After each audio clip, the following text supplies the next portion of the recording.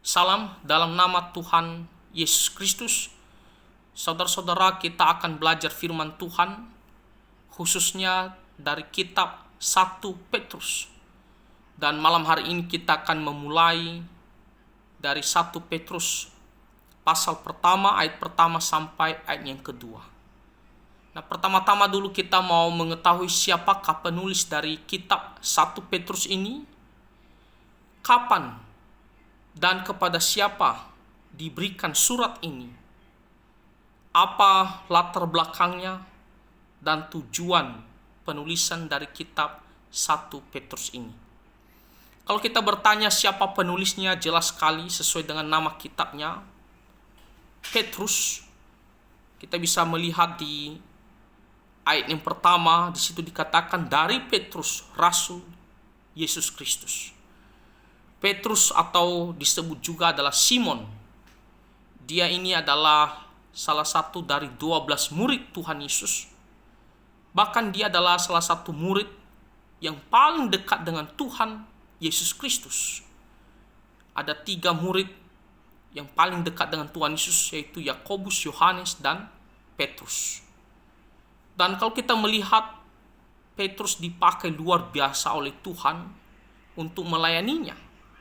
Bahkan dalam memberitakan Injil Tuhan. Bahkan dia mati secara martir. Menurut tradisi gereja, dia mati dengan cara disalibkan secara terbalik. Demi mengikut Tuhan Yesus, demi melayani Tuhan Yesus. Itulah Petrus, penulis 1 Petrus ini.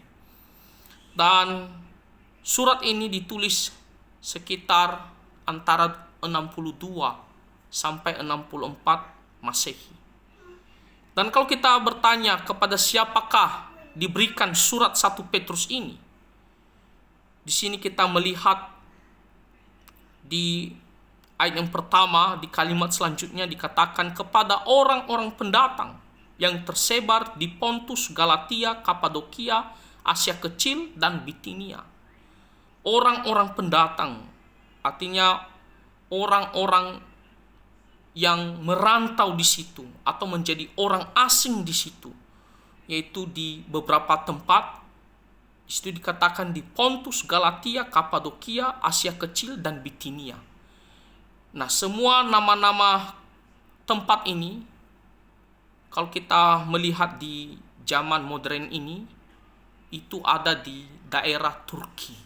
Ya, di daerah Turki. Jadi ada 5 tempat di sini: Pontus, Galatia, Kapadokia, Asia Kecil, dan Bitinia. Orang-orang pendatang ini yang dimaksud adalah orang-orang Kristen yang tersebar menjadi orang asing di 5 tempat tadi. Ya, di Pontus, Galatia, Kapadokia, Asia Kecil, dan Bitinia. Nah, kita tahu latar belakang atau apa yang terjadi kepada orang-orang Kristen ini. Pada saat itu mereka dalam keadaan dianiaya, ditindas, menderita karena iman kepada Tuhan Yesus Kristus. Jadi mereka dikejar dan tentunya mereka sebagai orang-orang yang telah percaya kepada Tuhan perlu dinasihati, perlu diajarkan oleh firman Tuhan supaya mereka tetap setia mengikut Tuhan Yesus meskipun dalam penderitaan, dan supaya tetap setia juga hidup di dalam kekudusan. Itulah tujuan daripada penulisan dari kitab 1 Petrus ini, untuk menguatkan iman orang-orang Kristen yang tersebar di beberapa tempat ini. Ya, karena dalam penderitaan supaya mereka tetap kuat, tetap ikut Tuhan, tetap bersabar, dan tetap hidup di dalam kekudusan, menjaga kesaksian yang baik sebagai anak-anak Tuhan. Nah, kalau kita melihat ayat selanjutnya di ayat yang kedua dikatakan, yaitu orang-orang yang dipilih sesuai dengan rencana Allah. Nah, kalau kita bertanya, orang-orang Kristen ini secara khusus yang tersebar di 5 tempat tadi, mereka bisa percaya Tuhan Yesus. Mereka bisa diselamatkan semata-mata bukan karena kekuatan, kehebatan mereka untuk datang kepada Tuhan Yesus, bukan. Mereka bisa selamat bukan karena kehebatan mereka. Tetapi sangat jelas di sini dikatakan aktor utama daripada keselamatan orang-orang Kristen ini yaitu Tuhan. Sebelum dunia diciptakan, Tuhan yang memilih mereka. Tuhan yang menetapkan mereka. Untuk apa? Untuk nantinya mendapatkan keselamatan. Dan bagaimana cara mereka nantinya bisa diselamatkan? Mereka akan memiliki iman, percaya kepada Tuhan Yesus Kristus. Makanya di sini dikatakan orang-orang yang dipilih sesuai dengan rencana Allah. Jadi Allah sendiri yang aktif dengan inisiatifnya sendiri, dengan belas kasihannya tentunya, murni karena belas kasihannya, bukan karena ada sesuatu yang baik atau yang layak yang ada pada diri orang-orang Kristen ini sehingga Tuhan memilih mereka. Bukan. Tetapi murni oleh karena anugerah Tuhan, belas kasihan Tuhan. Tuhan menetapkan mereka. Tuhan memilih mereka untuk nantinya diselamatkan. Nah, jadi Rasul Petrus mau mengingatkan orang-orang Kristen ini bahwa Tuhan yang memilih mereka. Tuhanlah yang menetapkan mereka, yang menyelamatkan mereka. Dan di sini dikatakan sesuai dengan rencana Allah Bapa kita. Jadi jelas sekali ya, oleh pribadi pertama yang merancang ya, yang merencanakan keselamatan itu, yaitu Allah Bapa. Dan di sini dikatakan selanjutnya yang dikuduskan oleh Roh. Nah, kita melihat tugas Roh Kudus di sini ya berbeda dengan Allah Bapa. Kalau Allah Bapa dia yang merancang keselamatan tersebut. Tetapi Roh Kudus di sini tugasnya adalah untuk menginsafkan ya, untuk melahirbarukan orang-orang yang telah dipilih, orang-orang yang telah ditetapkan pada waktunya. Ketika mereka mendengar Injil, mereka akan diberikan hati untuk sadar, mau bertobat, dan mau percaya kepada Tuhan Yesus. Lahir baru, itu adalah pekerjaan daripada Roh Kudus. Ya. Kalau Roh Kudus tidak menginsafkan mereka, mereka tidak akan bisa merespon keselamatan itu dengan percaya. Tetapi karena Roh Kudus ya, jadi satu paket ya. Bapa merancang, Roh Kudus yang menginsafkan mereka ya, yang membuat mereka memiliki iman untuk percaya kepada Tuhan Yesus Kristus. Dan tentunya tidak hanya sampai di situ pekerjaan Roh Kudus. Dalam kehidupan sehari-hari setelah menjadi orang Kristen, Roh Kudus juga menguduskan mereka ya untuk semakin hari semakin serupa dengan Kristus. Semakin hari semakin hidup di dalam kekudusan. Makanya di sini dikatakan dan yang dikuduskan oleh Roh Kudus ya. Roh Kudus menginsafkan mereka, melahirbarukan mereka ya, dengan percaya kepada Tuhan Yesus sungguh-sungguh dan juga menguduskan mereka setiap hari melalui firman Tuhan. Dan di sini dikatakan supaya taat kepada Yesus Kristus. Jadi tujuan mereka diselamatkan, tujuan mereka dipilih, tujuan mereka ya, menerima anugerah Tuhan. Tentunya bukan hanya masuk surga, tetapi selama hidup di dunia ini, mereka menghasilkan buah-buah yang baik.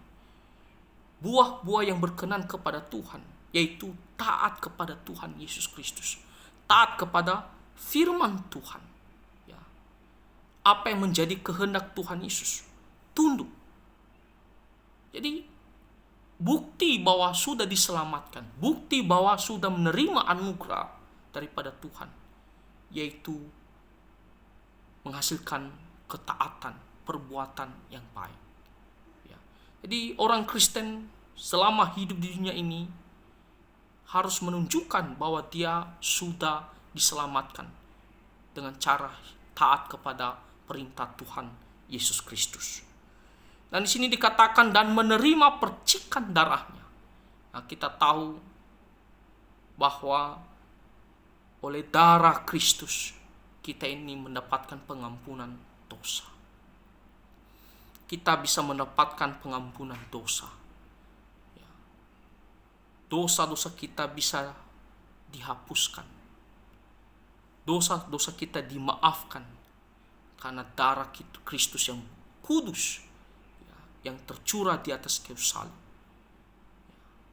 Darah Tuhan Yesus yang adalah nyawanya juga, dia telah menggantikan kita dari penghukuman dosa, sehingga kita bisa mendapatkan pengampunan oleh darah Kristus.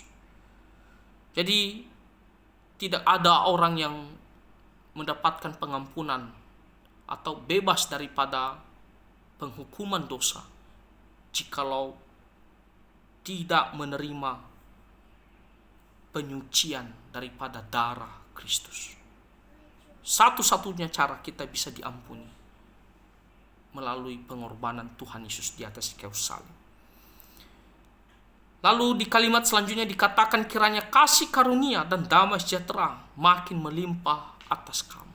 Dan ini adalah sebuah permohonan doa, kiranya kasih karunia, segala berkat rohani, segala hal yang baik datang daripada Tuhan.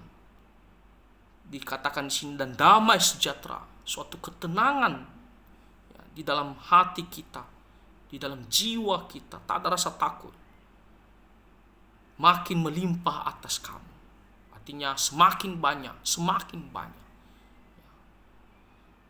Dan ini semua kita bisa mendapatkan, orang-orang Kristen yang tersebar ini semuanya bisa mendapatkan segala hal yang baik ini, damai sejahtera ini, karena Tuhan Yesus Kristus.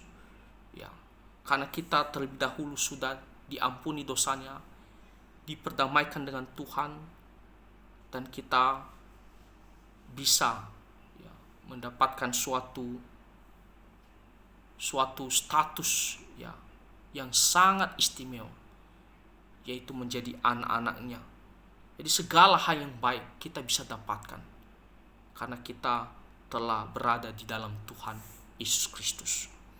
Nah, jadi saudara-saudara, ini adalah pembukaan dari kitab 1 Petrus pasal pertama, ayat pertama sampai yang kedua. Dan apa yang menjadi pelajaran bagi kita di sini, kita melihat kita harus selalu bersyukur kepada Tuhan. Karena kita bisa menjadi orang Kristen karena Tuhan yang memilih kita. Tuhan yang memutuskan berdasarkan belas kasihannya. Sehingga kita bisa datang percaya kepada Tuhan Yesus, bisa diampuni dosanya, dan kita bisa beroleh jaminan hidup yang kekal. Jadi murni karena pekerjaan Tuhan. Jadi jangan kita menyombongkan diri, jangan kita merasa, karena saya. Tidak, semuanya karena anugerah Tuhan. Oleh karena itu kita harus selalu bersyukur dan kita harus selalu memuji nama Tuhan. Dan selama kita hidup di dunia ini, biarlah kita taat kepada firman Tuhan, taat kepada kehendak Tuhan Yesus. Itulah yang Tuhan mau. Kita harus beribadah, menjauhkan hal yang berdosa, dan melayani Tuhan kita, Tuhan Yesus Kristus. Jadi itulah yang harus kita lakukan sebagai orang-orang yang sudah percaya, yaitu bersyukur, karena Dia telah memilih kita, telah menyelamatkan kita, murni karena belas kasihannya. Dan selama kita hidup di dunia ini, marilah kita hidup taat kepada Tuhan Yesus, taat kepada firman Tuhan. Dan bagi kita yang belum percaya, kita hanya bisa mendapatkan segala hal yang baik, damai, sejahtera, pengampunan dosa, kalau kita percaya kepada Tuhan Yesus. Maka bukalah hati kamu, datang kepada Tuhan Yesus, percaya kepada Tuhan Yesus, maka kamu akan mendapatkan pengampunan, damai, dan hidup yang kekal. Jadi kiranya firman Tuhan awal dari kitab 1 Petrus ini kita bisa mengerti dan bisa menjadi berkat bagi kita semua. Nanti di video selanjutnya kita akan membahas ayat-ayat selanjutnya dari kitab 1 Petrus. Kiranya Tuhan memberkati kita semua. Amin.